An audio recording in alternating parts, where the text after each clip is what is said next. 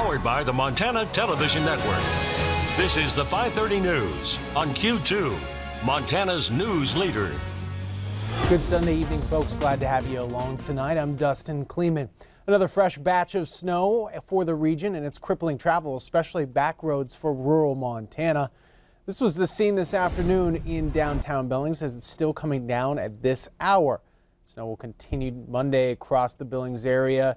Very cold temperatures are expected to start the week. Record lows even possible on Tuesday. Brett will have more on that in a second. Check the Montana road map. You'll also see plenty of yellow lines. That indicates snow and ice-covered roadways. Reduced visibility, blowing and drifting snow, and occurring essentially everywhere. As you can see, many drivers having issues on the roadway. This winter has taken a toll on smaller schools with more cancellations and late starts tomorrow. St. Labray, Bernie, Lame Deer, St. Charles, and Harlowton have all canceled classes for tomorrow. Roberts will have a late start at 10 a.m. School District 2 will continue alternate bus routes. Be sure to check in on Montana this morning for the very latest on those. Let's check in with Brett McCrummon, and this situation really forecasted to continue, sir. Yeah, it is going to continue. We still have the light snow falling, like you said, across the area. Let's go ahead and take a look at some weather headlines and show you what we are expecting. Like I said, we've got snow showers continuing across the area right now. Very difficult driving conditions. We're looking at blowing snow, reduced visibilities, snow-covered and icy roadways, and that will also continue into your Monday morning commute, and also bitter cold wind chill temperatures are possible as we get into tonight. Now let's go ahead and take a look at our projected snowfall totals as we take this throughout our Monday. We're looking at anywhere from 2 to 4 inches of new snow falling before tapering off sometime tomorrow afternoon. That will be the story. We'll have your complete forecast coming up in just a few minutes. All right, thank you very much, Brett. And just a reminder for folks to download the Storm Tracker weather app for free in the App Store on your smart device. To Montana news. In Flathead County, multiple search and rescue teams actively looking for a skier who is missing near Big Mountain. Flathead County Sheriff Chuck Curry says they received a call Saturday around 2:30 reporting missing skier did not return from a backcountry excursion. The man was skiing alone and out of the boundaries on a back trail initially. North Valley Search and Rescue activated 3 a.m. Saturday night. Flathead Search and Rescue also joined this morning, but Curry says weather conditions have made it challenging. As you can imagine, the weather conditions have made this search pretty challenging for us. We were able to get the tube air rescue helicopter up for a few hours today, but the conditions are pretty extreme up there between the lack of visibility, blowing snow, and high wind. Curry says that they have identified the man but are not releasing his name yet. He is an experienced backcountry skier.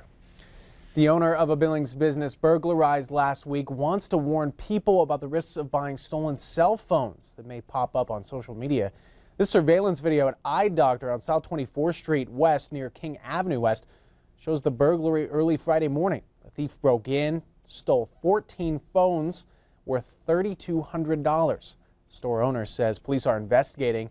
He's already seen these phones on sale on Craigslist, Facebook Marketplace, and LetGo, as well as other online sources. He's reported stolen phones that they will not work. He wants to warn that they may be stolen and the sale will also not work.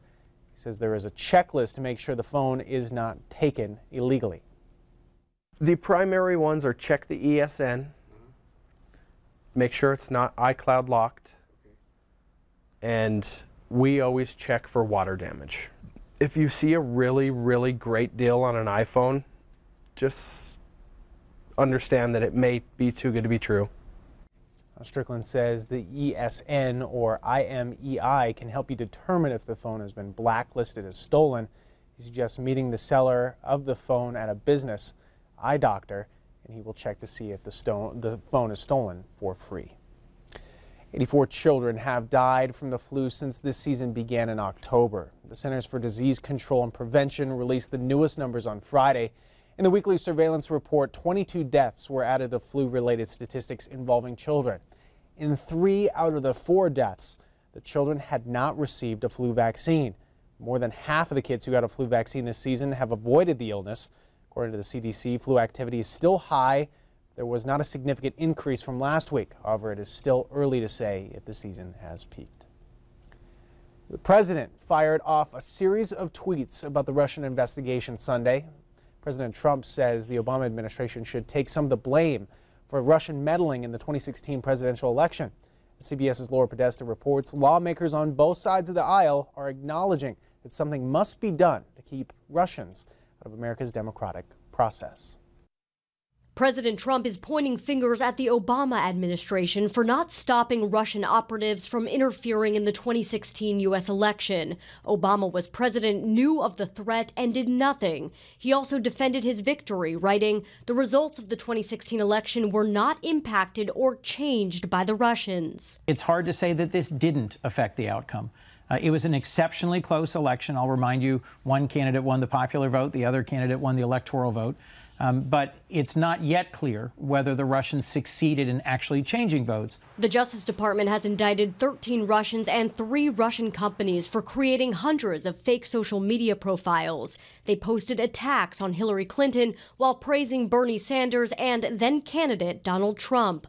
On Sunday morning political shows, Democrats and Republicans agreed the U.S. needs to continue to tighten its security against Russian infiltration, especially before the midterm elections. The Department of Homeland Security has been very aggressive working with states under this administration to be able to work on election security. To stop Russians from purchasing political ads, Facebook says it will now require potential advertisers to have a U.S. address. The company will send postcards with a code to complete the transaction.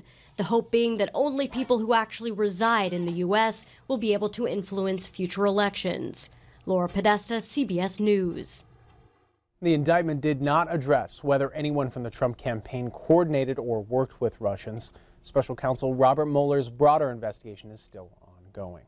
Still ahead on the Sunday edition of the Q2 530 News, Olympic curling is an armchair expert favorite, but it has plenty of buzz here in the 406. We'll take you to the rink for that story next.